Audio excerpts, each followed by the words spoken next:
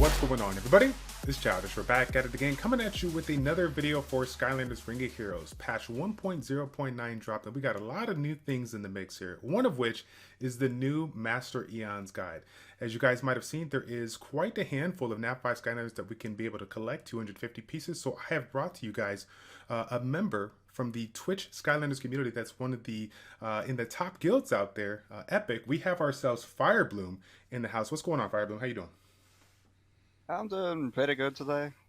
A lot of new things in the patch. I'm a bit stunted on what and where to go, but that's kind of fun. That's the reason why we have you here. You're here to direct us, navigate us through this process so that we can do what we need to do in order to get the right unit and get us started off on the right foot. So before we jump into the content at hand, FireBloom, this is the first time officially that you've been on my channel. So can you give a little heads up from the community? Give them a little background from you. Let them know, a little bit about your background in the game, what you've kind of accomplished, your progression, and what you plan to do moving forward. Yeah, I've been playing pretty much 30 hours a day each day since launch, or that's what people tell me at least. The general assumption is that I don't sleep, so I play this game every waking hour, and I'm one of the harder farmers in the game. Like, I don't spend a lot of money. I focus on trying to follow in other people's footsteps as fast and as efficiently as I can, following the people who made the path for me. So I try to discover everything I can from every part of the game and put it together and do that to do everything as efficiently as I can.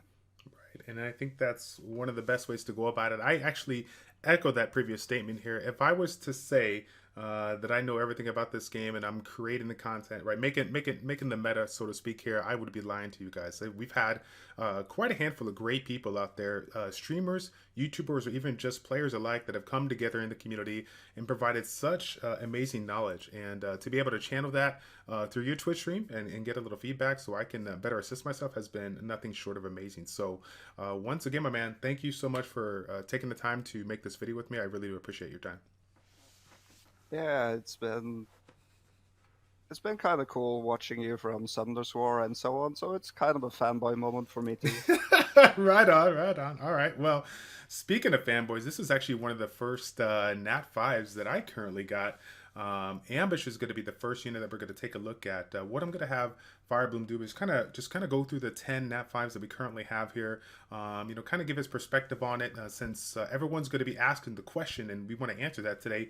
Which Nat 5 should I choose from the Master Eon's Guide here? So let's go ahead and talk about Ambush first. Yeah, Ambush was one of the, what should I say, more outgoing Nat 5s people will reset for in the beginning for a faster progression through the really early game. Mm-hmm. Now with the changes of this patch and all the other patch, there probably ain't the biggest deal to reset for these Nat 5s. So Ambush has kind of fallen out of favor. He got a bit of a buff this patch, some changes, nothing major, but he's still looking like a really versatile unit. He's got an option to use basically no mana. He's got an AoE that's a charge up, which is really nice, so he could fit into many different team comps. One of his problems is that he's a life element. We got so much life and earth element going around that he's struggling to fit into that spot in a good way. But early on, he was a really good B8 unit to really catapult you into B8. But now we're seeing less and less of him since he's fallen off due to his elements. Gotcha. And so when it comes to Ambush now, I kind of agree. I completely agree with that statement here. He was really important for me when it comes to B8 progression. I used him a little bit in B7, but I was able to actually get the job done with Kaboom and stuff. He was a nice little candidate to do it. But now I find myself really stuck on certain units that are basically revolve in the same category of elements that that work well, whether it's air and undead, fire, water and tech, or fire and life or whatnot. So it's nice to diversify your roster. And so that being said, though, I'm a big fan of them. But would you have to say that this is not one of the ones that you would probably go for as far as the guide goes, the event goes? I wouldn't know. Okay. The like stealth elf is given to us, even for newer players, even for the ones who started from the beginning, got the super shot stealth elf even. Yeah. So there's 2 free life units that fills the same role. Right. So yeah, this probably ain't the way to go unless you have a specific use for him Gotcha. or have a lot of other pieces so you could really finish him off. Yep, most definitely. I'm actually excited to play around with a couple of compositions that have high mana cost abilities, just since we can pair them up with some low skills. But outside of that, yeah, I probably am not gonna, invest into this one. I'm gonna save my shards for somebody else. Now, taking a look at the next unit, this one probably surprised me as well as a lot of you guys watching out there. They actually decided to bring in one unit from every single element, and that's going to be including the light element. We have Astra Blast in here, which has been quite a unit, to say the least here. One of the more sought after units if you're fortunate enough to get it. Can do some crazy, crazy damage, regardless if we're talking about PvE or PvP. Most notably, I see it in PvP. Now, let's get your thought process on this unit here. Yay or nay on this one? Should people go for it? Like, I won't hold it against people to go for this. This is a really good choice given that you can't choose it from other means. It's a bit less accessible than the other 8 elements, the being light and dark elements.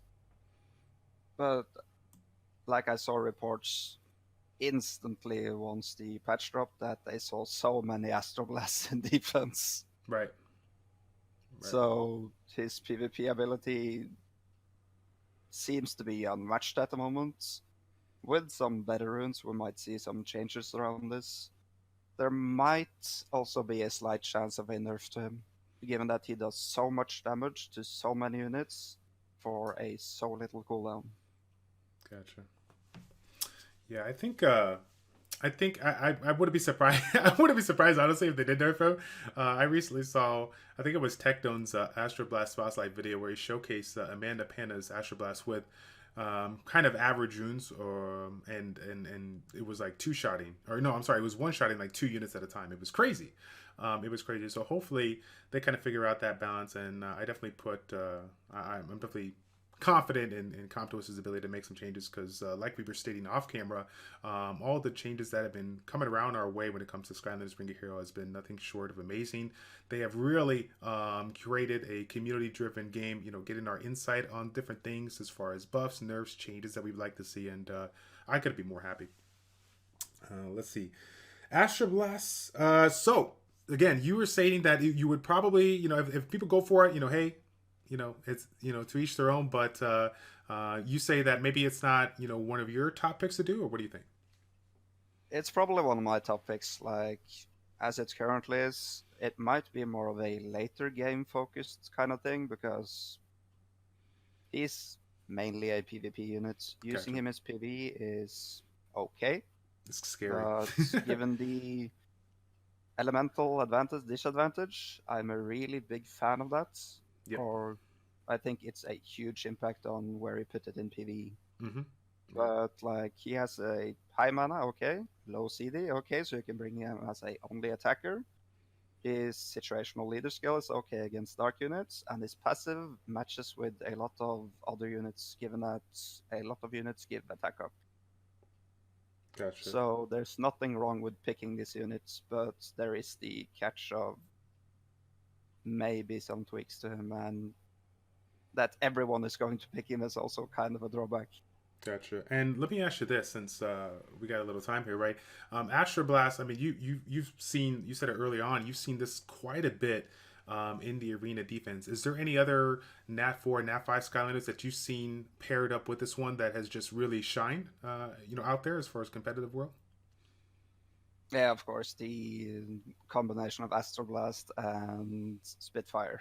Spitfire. Spitfire with the chance to give the attack buff when the game starts, and then Astra Blast just pushing that AoE nuke damage with the random bonus hits all around, that just shreds. Yep. Yep. For sure, for sure. Okay, so let's take a look at the next one that we got going on here.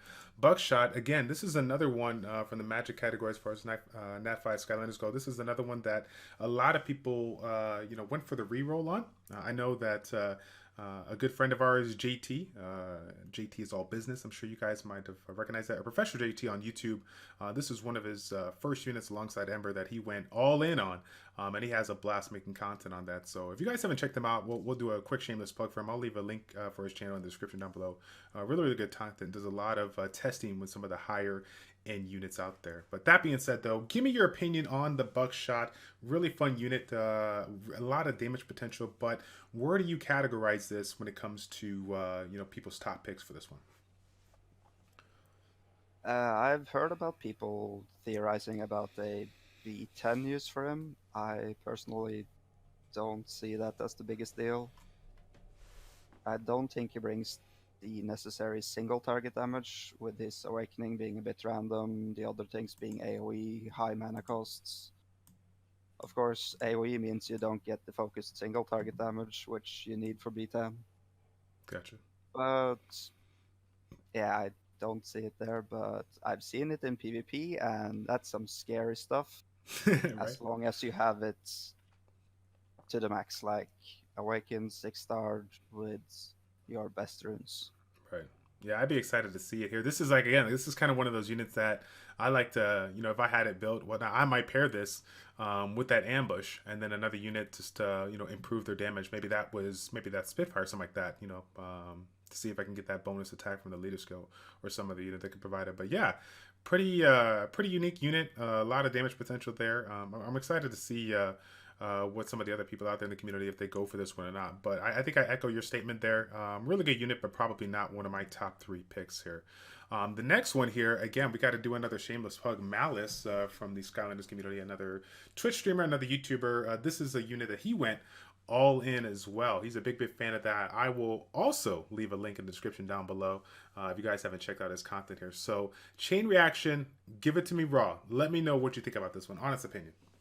Yeah, I've been following Malice, like giving him some input on how to utilize his skills somewhat for that chain reaction, and I saw it live, and that shredded. Like, holy, that did some damage in V9. Right. That looked scary. Yeah. So, yeah, he's got a really high mana cost, but those skills is worth their mana, really. But there is that thing, he has the low cooldown. He has the lowest cooldown in the game, actually, with an AoE 6 mana cost, with the option to get a crit down. There is also an additional crit rate chance on that ability. But with the low cooldown, I don't think that ability has or could one-shot something in PvP. Right. People think that this unit should be the supreme all over in PvP just because he's low cooldown. But the low cooldown reflects the damage. Right. It don't one-shot the entire team as it's supposed to. Right. Yeah, and I was gonna say, I think you start out with more or less like 8 mana at the start. So even when you pair it up with another unit, let's say for example Boomer that provides an AoE damage for 2 mana cost there, it's still probably not going to be enough to get the quick kill. Both that and Boomer's AoE ability might be cut in by someone else. Gotcha. That's right. The PvP meta is focused around making your team go 2 versus 3. Or 3 versus 2, I mean. Like, you got the advantage by just killing up one of the enemy team, so that you got one additional unit to work with from the beginning. And I think that might be a problem. But, on the other hand, this unit is great in B9 and, as Malice is thinking, W10. Gotcha. This might be one of the answers for that. Okay. So you're thinking probably top 3 pick here for you? What do you think? This might be one of my better picks. Yeah, it's really hard to pick between Astra Blast, this one, and 2 others we'll talk about later. Good deal. And so let me ask you this: just let's theory craft for a little bit, because it's not every day I have FireBloom on my channel, guys. You guys may or may not know this guy. He's super methodical when it comes to the content of this. I'm just looking at the passive, right? Maximum energy gains attack up when having 4 buffs, and this is something that can get improved if you decide to skill it up here. Obviously, if we go all in on this unit, we could bring it down to 2 buffs. What are some of the units out there that provide buffs for the team that you think might synergize well with this unit? Have you ever thought about that or no? I haven't given the thought to like who would synergize with this. The thing I see is mainly PvE based for now, because PvP is it's just developing now to be a competitive kind of deal with the offense, defense, gaining, losing points. Mm-hmm. Before it was just a rat race. Right. So I don't so much look at the units that could buff it, because then you go into the trap of, oh wait, this is the wrong element. I look at the element first, where I want to go, and then see what I can do with it. Gotcha. I So like that. pairing chain reaction with the same elements for W10 is kind of the deal here. So like, say, High Volt might be a good match. Low mana cost might protect him with the taunt.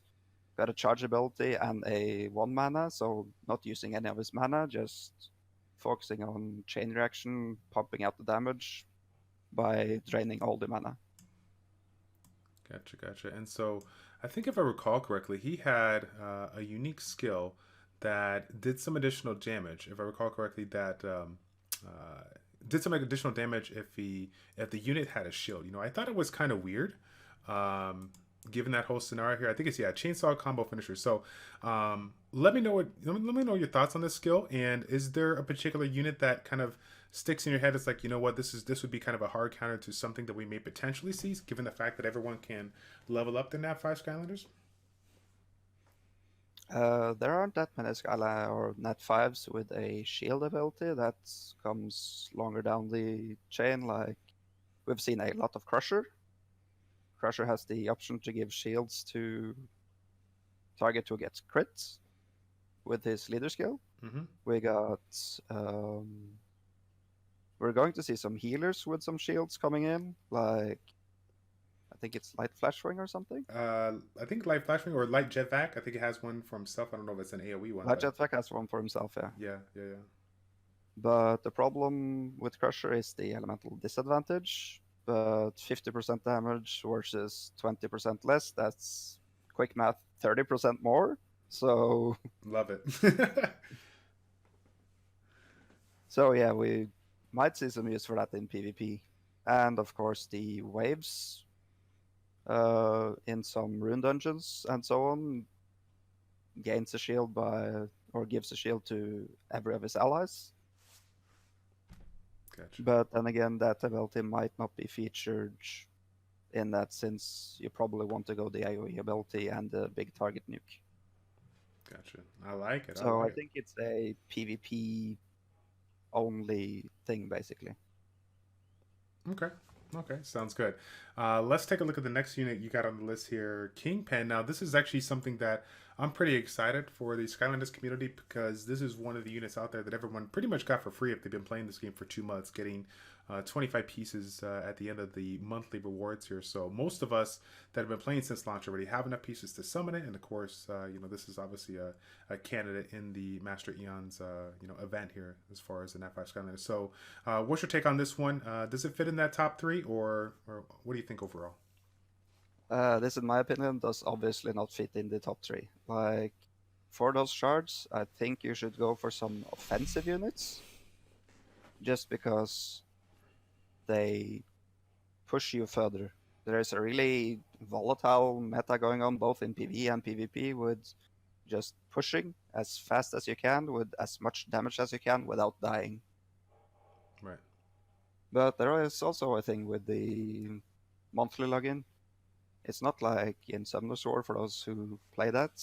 You actually could do it within 45 days. Because it doesn't reset monthly. It resets whenever you finish it. Oh, okay. Pretty interesting. So You go down the line, you finish with Kingpin, and the next day you start over again. You don't have to wait for anything, you just go along the line all the way. So let's say you're gone for a week, you could still come back and still get all the rewards down the list.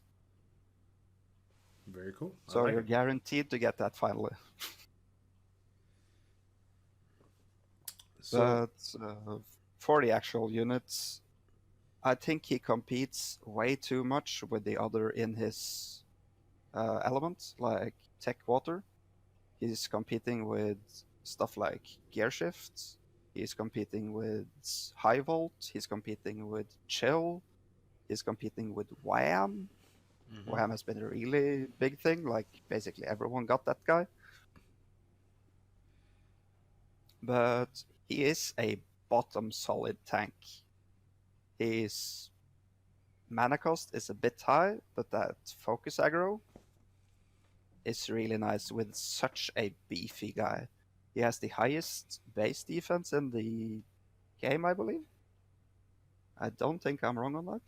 I haven't seen anything If higher he's than not, 16. he's not far off. He's got some attack down. He's got some other stuff, but mainly he's there to be a big wall for your DPS.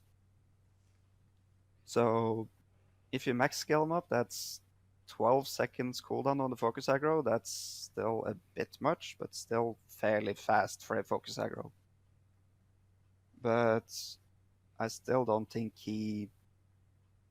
I think he falls short to all of the other specialized tank, like Wham, who's easy to farm, get maxed out, gives out shield or defense up to your team, gives attack down, has good damage, fairly low mana cost because he has so long cooldowns. Chill, who you have been using quite well, is more mana efficient. High Volt is more mana efficient. Yeah. I feel like he's got too much competition. And as I said again, focusing on attackers, getting the best attackers you can is probably better. Because base stats, more attack, more damage. I like it. I like it. So, it's funny. It's funny that we talk about the damage here. I want to throw a little curveball your way because I know that this is probably something that gets asked quite a bit on your channel. So, when we think about attackers, generally speaking, we kind of understand how we should build them. Whether it's attack, HP attack, attack defense attack, or maybe rock some critical rate, or even go critical rate for critical damage. Maybe depending on the runes we have, we just make the best of what we got. But when it comes to some of these tanks out there, even though we understand their goal is to absorb damage, they do have a couple of skills that maybe benefit from their HP, like scaling HP or scaling defense here. So given that information here, would you change any specific tank out there? Maybe Kingpin. I think he saw normal attack scaling, right? I think he's regular. But is there any situation where you would build a tank different than your standard build because of what they have as far as abilities, like if it was defense scaling or HP scaling? What's your thoughts on that? I feel like let's call it odd scaling tanks really has a gigantic advantage because you build both tank and damage. That kind of throws the curveball back onto the pure tanks, which, okay, I'm a meatball. Like, what else can I add? Right. Like, some tanks got some chances for, like, Kingpin, freeze, accuracy down, attack down. Mm-hmm. But then again, you gotta throw in another stat for them, the effect accuracy. Right. So that makes them even more stat hungry. Yeah. So I feel like the defense and HP damage scaling tanks has a real big advantage over anything else that's supposed to be a meatball.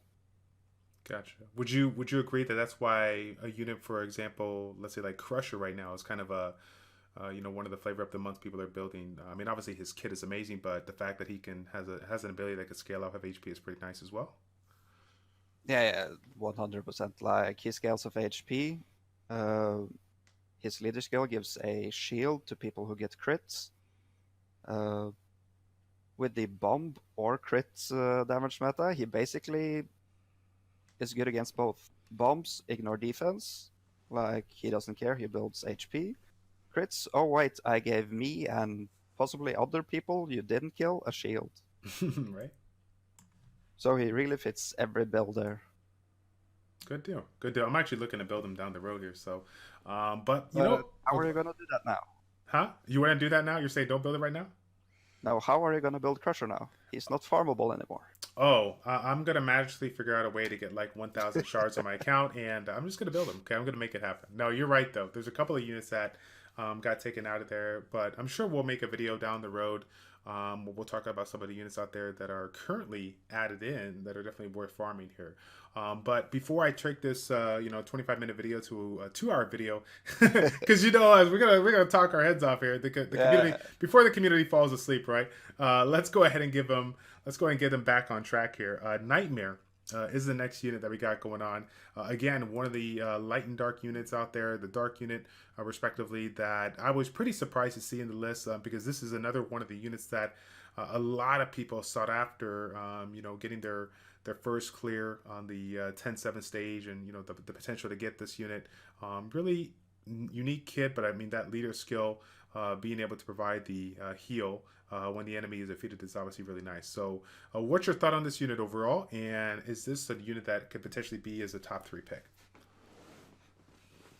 This is not a top tier 3 pick anymore. Like, Nightmare is useful when you summon her, and when you get more stuff on her, she doesn't become more useful, I feel.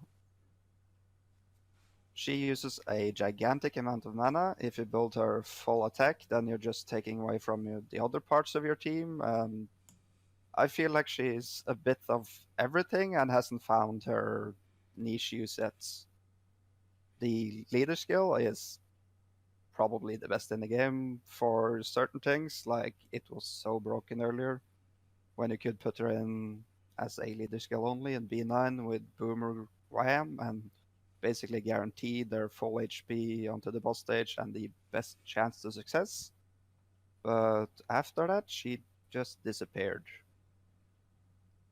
She just hasn't found the niche use or any lot in her life yet. There's a lot of mana being used there for not a lot of gains, because if you bring this as a only damage dealer, then what other units are you gonna bring? And would you then swap away her leader skill, all that kinds of stuff? And given that she's dark, she doesn't have advantage on anything else than Astra Blasts. Right. So yeah, there's a lot to be figured out there, I feel. Yep. And it's kind of funny because when we think about light and dark units, it's like, oh hey, yeah, they don't have any elemental disadvantage outside of the opposite element that we're talking about, light or dark. That's a really really big thing right now when it comes to dungeon progression. Setting up your team to have 2 strong attackers to have like the elemental advantage, and then bringing some kind of support unit or some kind of unit that can essentially take the hits, so we can have the boss focus on it to do it. Now again, this is a unique one that could potentially provide you the heals when the enemy is defeated, and there's quite a handful of ways to build it. So, like you said, I don't think it's gonna fit the role that most people are looking for as far as the top 3 picks. That being said, though, kit really looks good overall on paper. I guess we'll just have to wait and see if people can figure out something to utilize this with, for sure. Like, she was considered broken early, and I'm just waiting for someone to figure out how to break her again. There you go. Somebody will definitely figure out how to break it here, but let's take a look. We have another unit out there, which to me, I think Pit Boss for me is kind of a sleeper. You'll have to tell me your opinion on this one. I'm kind of excited about it because it just got such a unique kit, a lot of cool things about it. But before I get into my topic, it's going to be a little biased. Let me know your thoughts on this one. Yeah, this is probably my bottom tier for this one. Oh, nice. Like, his element is a real problem. The air undead element, like, people don't have that many of them. That's one thing, because they weren't as accessible. But the element doesn't help you anywhere. I feel like none of the progression routes feature anywhere where undead air has the advantage. So he kind of get left behind because of his element. Other than that, the mana use on this guy is really good, but again, the abilities has a bit too many requirements to work properly. So, and of course, the leader skill of poison immunity is basically wasted. Right. Yeah. Like, poison needs to be. We need to see something done with poison because currently that leader skill is a waste. Yeah. Hopefully they can make So some yeah, changes on that. his mana efficient, good stuff there, but his elements and all that kind of drags him down where you don't want to see him. Right.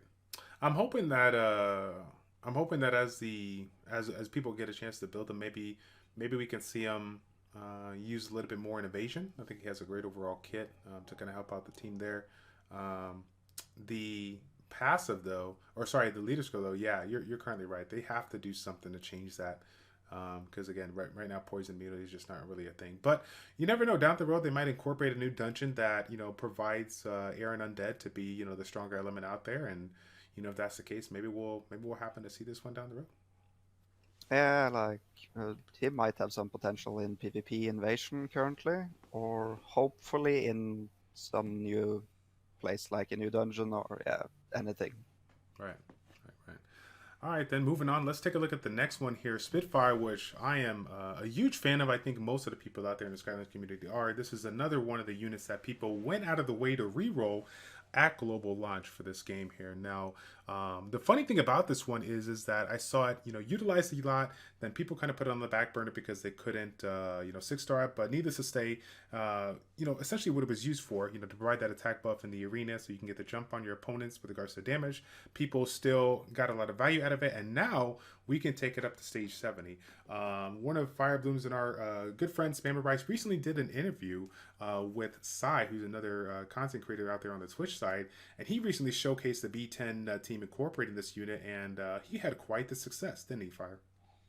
He did 100 runs, 92 successes out of 100. That's the best auto B10 we have heard, seen, or any idea of, except some exploiting. Right. But there needs to be a disclaimer for that team and the way he used it. That team is a gigantic investment in both time farmed runes and skill ups. If you go into B10 with that exact team, with your current runes, the day this is made, you will fail. No. Hands down. You heard it here first. You will fail. Yeah, but no, those runes, like, I got taken aback by that, and the skill up requirements, massive. But you can't argue with the results. Yeah. But let's go back to the actual unit there. Like you said, they re-rolled for this earlier, and I didn't feel the hype for Spitfire, and I was kind of right on that one. He fell on the back burner, was only used for his passive with the attack up, all that kind of stuff. But with the ability to 6-star and or awaken him, he's a really good, as Spam's video or other video I said, support. He's not the main carry of your team with a 18-second cooldown, 22-second cooldown, or a charge. There isn't enough damage to be a main carry here, but as a damage dealer, support +1, he is so great. Like, the passive leader skill fitting so well in there, and his basically no mana use.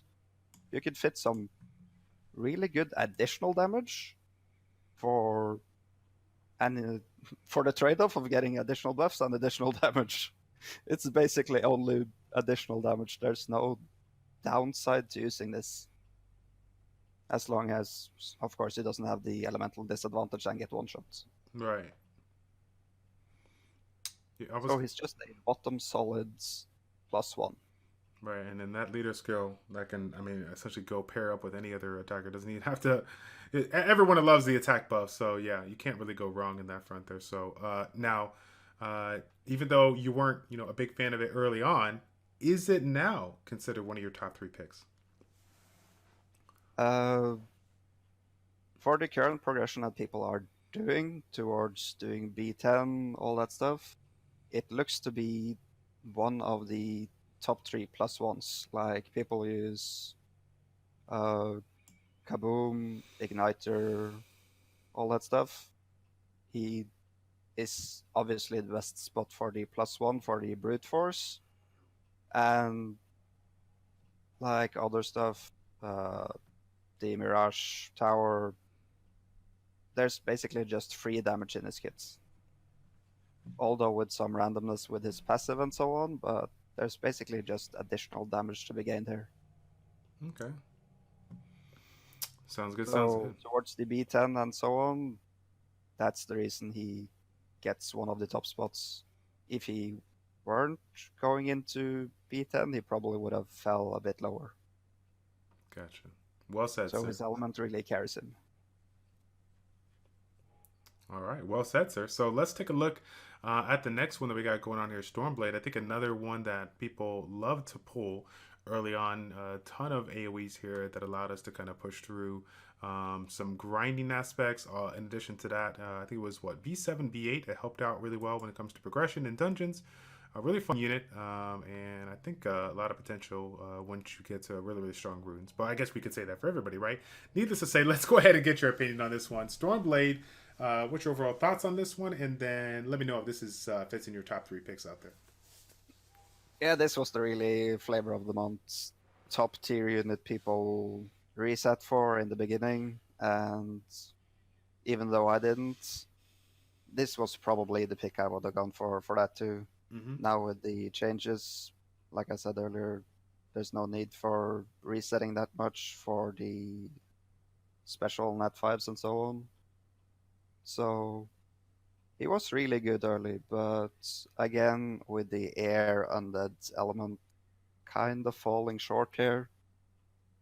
But there is one thing to this. Newer players might still get the premium value out of this. Being able to farm so hard with this unit, getting so many shards for him, possibly just slamming into W8, which is now a possibility for a progression route, going W8 into W9.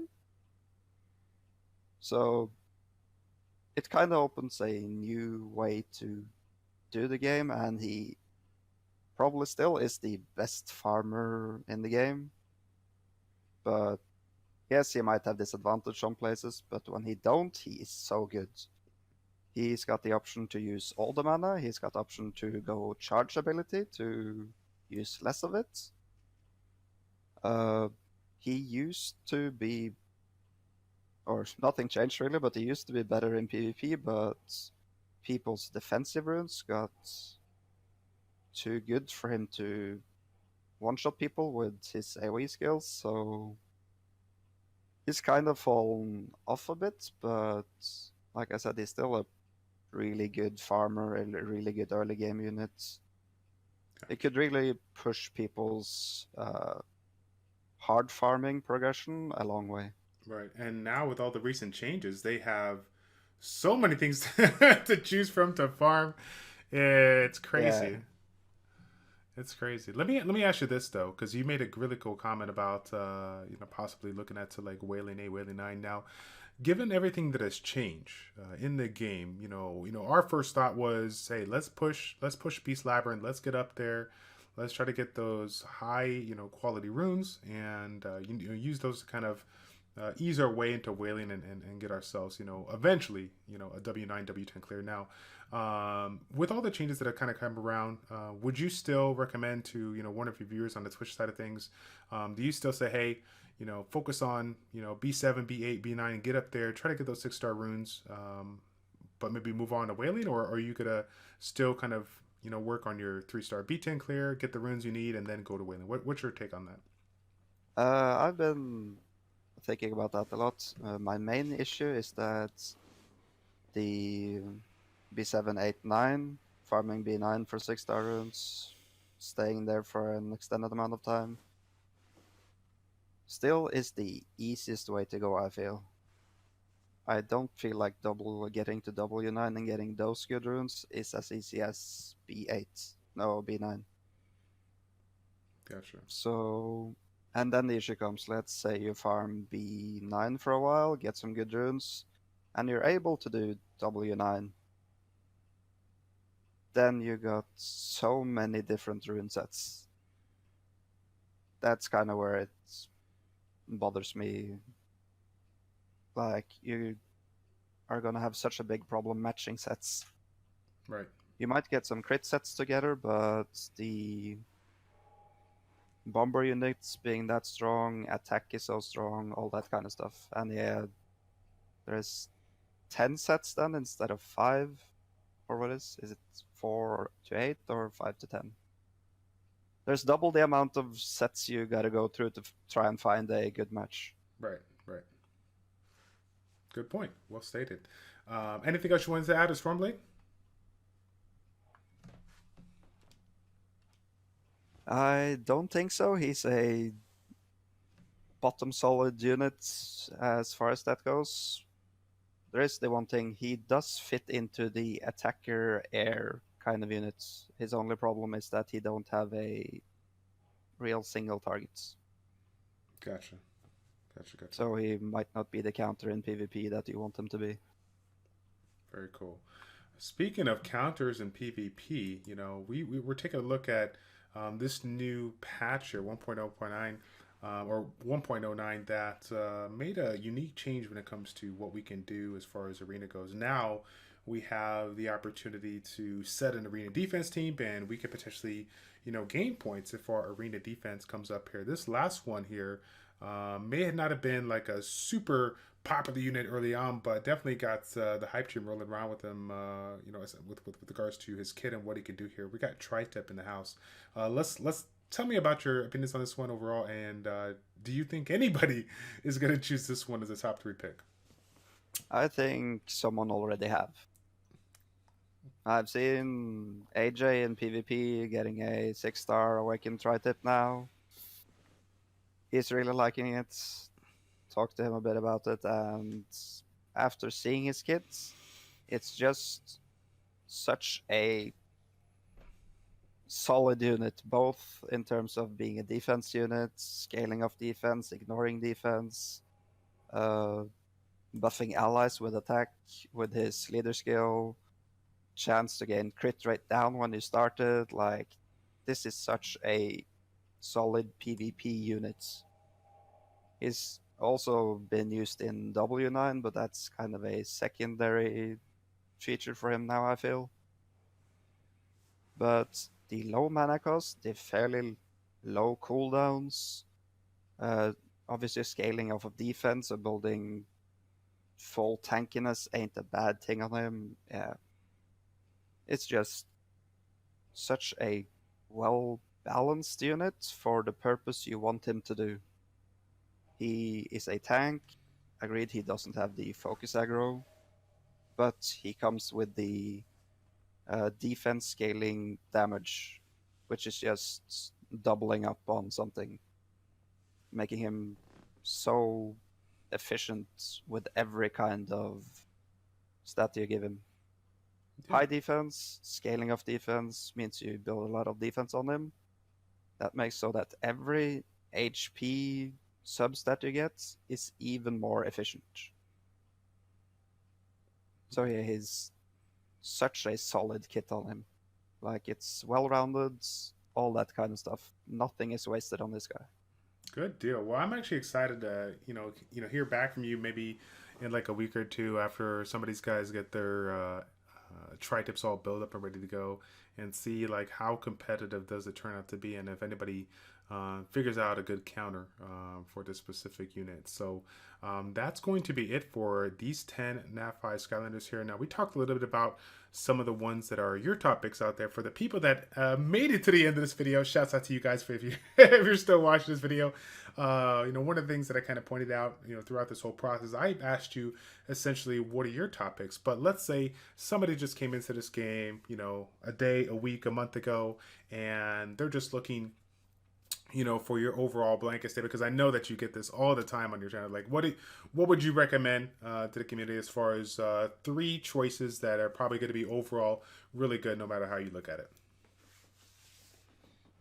Like, even with the off chance he might get nerfed, Astra Blasts, so good, really big DPS units.